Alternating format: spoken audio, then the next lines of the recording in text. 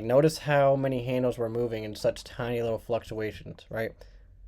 Like, this little drop down for my entry was 44.20 handles, right? So that's a perfect depiction of how high the actual volatility index is right now. So I was able to close above the opposing 5-minute fair value gap. Now it drops off, right? So this will probably conclude my session here, and I just try to come back in the PM. But for now, instead of tagging that New York buy side, right, the institutional order flows here on the ES, and then NASDAQ fails to get up to that 15-minute gap, which is obviously not something I wanted to see. Right, so we deliver that 1-minute gap here on ES. I'm looking to see if this can act as a breaker right here. This down candle that we originally were identifying as the change of state delivery, right? We're tapping up into that inversely now. Right here. After the 3 drive stop raid, we drop down. Here's a 3-minute gap. And then I want to see if we can get a new low of the day with how we match the low. So it looks something like this. If it gives me what I want to see. And then we aim for at least a runner for sell side down here. So anyway. Oh, maybe it'll give me a Model 3 here. We'll see. I wouldn't be scared to flip my position here, because if we have a ridiculous wick off of this 15-minute low and it creates that proper displacement, we'll look for a Model 3 and then get the sell-off that I expect in the first place towards this. Like, this is still the draw. I know it might be like, what the hell is this guy talking about? He's all over the place. This is the draw. This is the long-term draw, right? But at the same time, in the back of my mind, hence why I'm using lower leverage, there's that little chance that will make that Model 3 and then create the sell-off, especially with what time of day we're in, all right? So that's why I'm saying I wouldn't be scared to flip the script and look for buy side first and then sell off again. So yeah, that's pretty obvious to me. It's probably going to reverse. So I'm going to close that in profit. So this here's this 15-minute gap. That's obviously going to be the target above buy side right here, all right? So we've now cemented that intermediate term low. We traded through this inversion for value gap right here, all right? And now I'm looking to see if we can deliver that buy side liquidity above market price right here. And once again, we're still going to keep leverage low. Okay, I can't push it in the sense that I really want to. Like, my ego would love to do that right now, but I can't do it because it's against my rules. The volatility index is still very high, so you're risking more handles than typical, right? And we're still going against that daily bias. So basically, if it fills in this value gap right here, that'll be my long entry, and then I'll target the midpoint of this 15-minute gap. Right now, it's getting really aggressive, so I might just miss the move here. We'll see.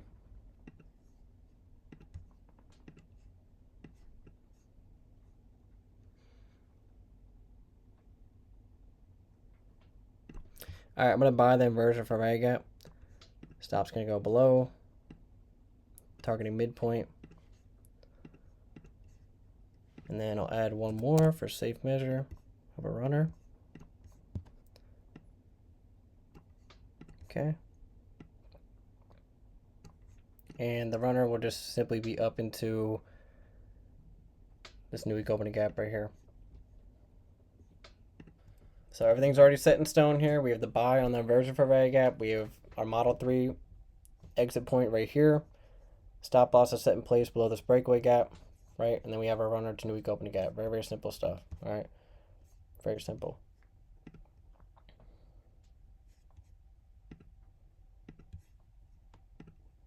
So given the strength that it showed initially, it really should have no problem just pushing straight up there.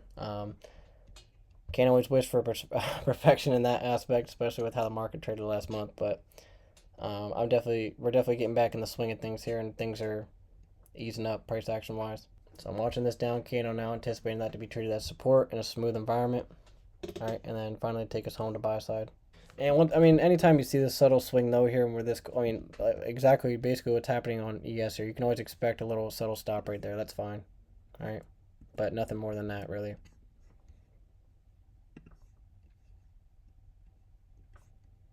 All right, so it's obviously a perfect delivery up off of that inversion for value gap. Okay, stop's gonna be anchored right here because it's calmly below the inversion gap and shouldn't even trade through that yet, let alone deliver this breakaway gap right here, which we identified. All right, so buy side getting ready to be tagged here. As soon as my sell limits hit, I'll obviously put stop to break even and then hold runner.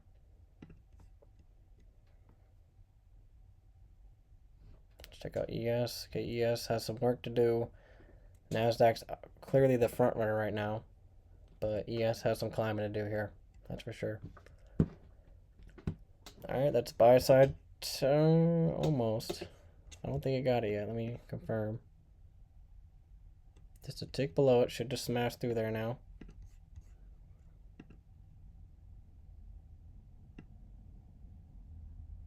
All right, so I'm gonna aggressively put sell stop right here for the first position off. Okay, should just deliver us up into there. There we go. There's first off. Perfect. This is what we're waiting for, guys. Beautiful. I can't get better than that. So it's 17, 20, 54, 57 handles right there. Boom. We are back. We are back in business. This is what I've been waiting for, all right? It's coming, though. It's coming. The real work is yet to come here, guys. I promise. All right, so anyway, runner. Obviously going break even. And then we're just simply going to hold for a full take profit. So we already got paid really nicely there for 57 handles across 3 accounts. And then we're going to hold a runner for the original buy side right here, these relative highs plus a new week opening gap. So we'll see if we can get that.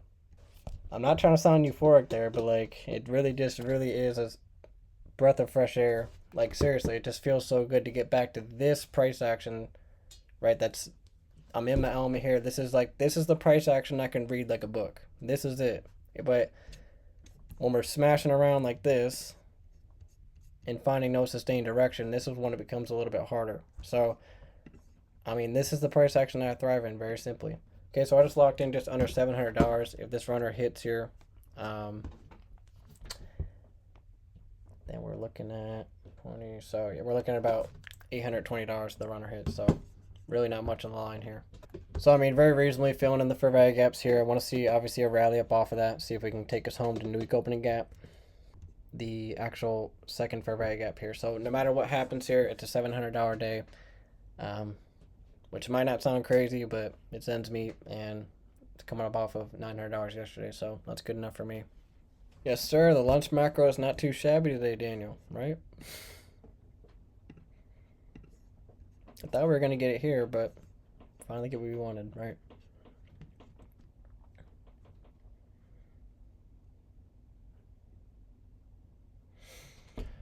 So we should get an aggressive rally here off this fair value gap. Okay, we'll be patient, wait for it. Like I said, we already delivered our main actual initial objective, which is why I took off 3 there. And yeah, like I said, regardless of what happens, you know, worst comes to worst, we're paid $700. You know, best case scenario, it'll be $830. So really not much of a difference here at this point. So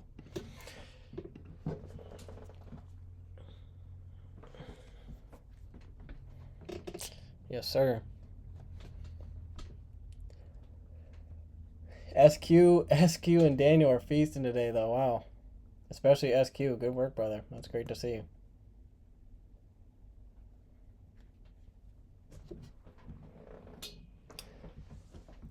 Honestly, SQ, I think you took the trade yesterday. So with that profit and I mean, you making what, $3,000? I would honestly, whatever that count is, I'd just close it up for the week and then trade it next week. So I'd like trade a different account. Ah, you were sick. Yeah, don't trade when you're sick. I did that before. It really, I promise you, it clouds your judgment. It's not worth it. Don't trade when you're sick. So that was a good judgment on your end. So I tried to trade sick before. It did not go well. All right. It's a lot harder to be focused and you're just not yourself. So. But yeah, glad to see you're doing better, brother. Assuming that you are. Anytime I'm sick, like immediately, I promise you guys, like I promise you, the formula, immediately if you get sick or like you eat a bunch of junk food or like you just feel like crap, like I promise you, immediately just fast. Take some electrolytes, fast. What else can I recommend? Apple cider vinegar, and I mean just the most important part, fast. Okay, and obviously rest as well. I promise you, fasting is very, very, very powerful when you're sick and stuff.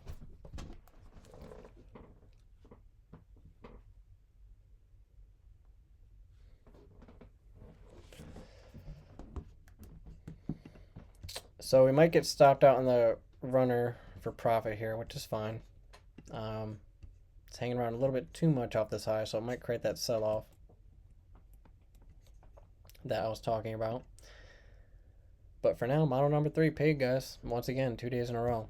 We do have this hourly gap resting above, so I mean, even ideally for shorts, I'd like to see that be worked in, but I don't know if that's going to be in the cards right now. So notice how on a prominently bearish day, we took a short, but our largest payout was on a long. So, I mean, it really doesn't matter.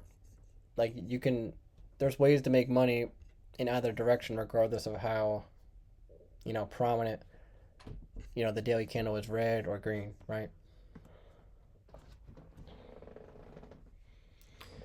So I'm not really, I mean, this could be a top here. It's not really creating relative highs or anything, so it very well could be, but I was looking to see if we could get a rally up off of this gap. So, like I said, worst case scenario, I'll be paid $700, so that can go towards groceries again this month or something, or rent, or mortgage, excuse me.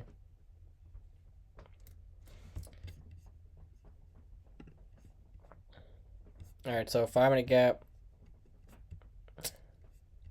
getting tapped in here. This is kind of like last chance for our runner here, so it's pretty reasonable to see it work in this 5-minute gap. But I mean, obviously, if it trades through midpoint, probably gonna get stopped out in the runner for $700 total. Imagine if it just did what yesterday did, where it traded right down to the last Fairway Gap's low, and then just creates this insane rally up off of that. We'll see if it does that. But obviously at this point I don't really care. Like at this point it's just like fun. You're just like watching it, and the work's already done.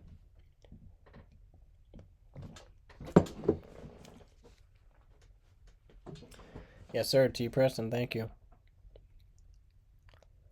I wanted to ask you, what do you think is the right risk management for one live account of 50K? I mean, if it's your own funds, right, and you're trading a 50K account, the rule of thumb is just risk 1 to 2%. So when it's a push your edge type of long, right, you're going to be very comfortably risking 1 to 2% of the account. But if it's a type of trade where it just, you want it to be deleveraged, then maybe the volatility index is heightened. Because when it comes down to it, this trade panned out, yeah. But imagine if I lost it and I was risking 2% of my account. My stop loss initially was, 40 something handles, right? That's the result of this volatility index being heightened. But on a 50K account, right, 1 to 2% risk on the account, consistently going for 1 to 2 RR, and that's really all you need. That's the blueprint.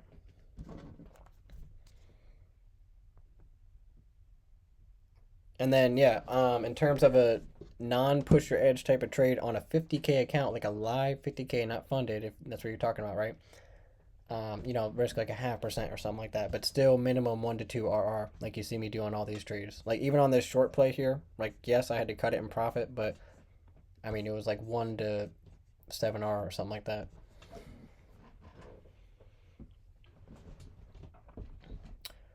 So anyway, kind of just hanging around at this Fairway Gap here. Could definitely, like, I really want to see it drop in a new week opening gap, because anytime we have buy side being tagged, I always look for the most recent new week opening gap above market price, especially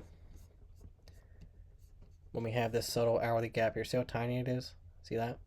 So before, like ideally before a sell-off, if I'm looking to if I'm actively in here trying to frame a short setup, right, I would like to see that hourly gap be tapped up into, and then I'll look to, find that stop raid, and then, go from there. So, but yeah, ES is pretty weak at this point. Same with NASDAQ. It probably will just stop us out for a total of 700. We'll see.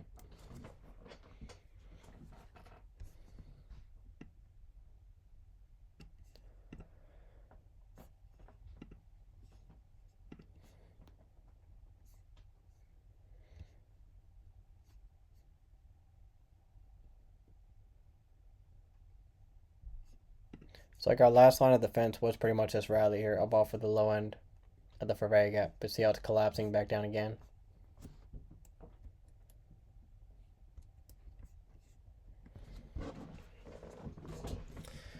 It is working that 5-minute gap though, so I mean it's pretty reasonable, and I like how it's wicking off. So we'll see what happens. Like it really doesn't matter, but of course I prefer my runner to be hit. It's not like, oh yeah, I want my runner to be stopped out. Of course I want that new week opening gap delivered, but you pay yourself most of the position off for a reason.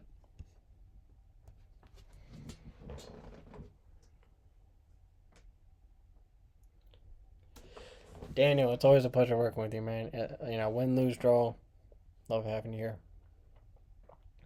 And Daniel's the one that makes it. It's gonna like he's crushing it. He's definitely one of the long term warriors that will be paying themselves consistently. Like I'll talk to him 20 years from now, and I guarantee he'll be pulling money out consistently. Um, that's the type of people that I need and want, and I'm trying to build here always. Not short term one hit wonders. I don't want any of you to be one hit wonders. I don't want any of that. I don't want you to get one payout and then fall off the face of the earth. I want you to be paying yourself consistently without a paycheck, all that stuff through trading. Okay, whether it's a side income or your full income, like it really doesn't matter. Okay, as long as you have a side income through the skill set, that's really all that matters. All right, so we just trade through midpoint. So I'm going to cut loose there at 30 handles. Boom. And that's our full position. And yeah, there's our $700 as promised. Okay, get in, get out, 3 accounts, $600 were paid very nicely. That's enough for me. Yeah, aside from that, always a pleasure working with every one of you. Win, lose, or draw. I'm going to close out here. Take care of yourself, guys, and I'll touch base with you around probably 1:30 p.m. All right, so take care, guys. Take it easy.